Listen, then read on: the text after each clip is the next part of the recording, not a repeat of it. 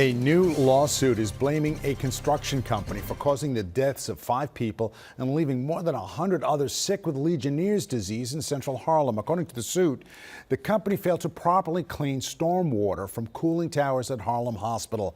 Eyewitness News reporter Michelle Charlesworth live in Harlem with the new details. Michelle.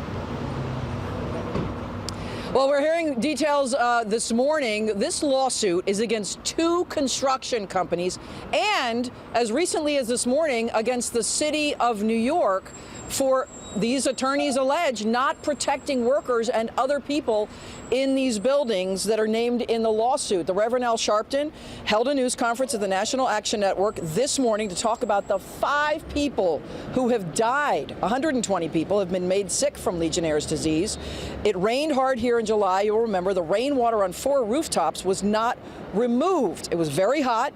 And the allegation is that Legionella, the bacteria that cause Legionnaires' disease, were permitted to grow in the warm rainwater that was never cleaned out of the cooling towers on rooftops, and that the mist above these buildings and in the buildings made people sick. Attorney Ben Crump spoke. So did a construction worker who was bleeding internally. He talks about that. He said he felt like he had food poisoning and says he could have died.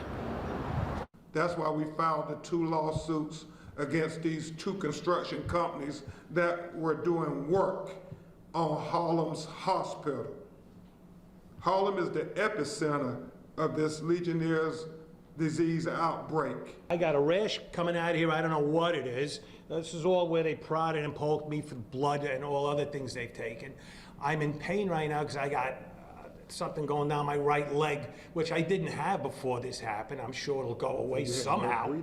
I had breathing problems. I couldn't even talk. I would speak a little bit, a few words, and then I had to gasp for air. I had internal bleeding.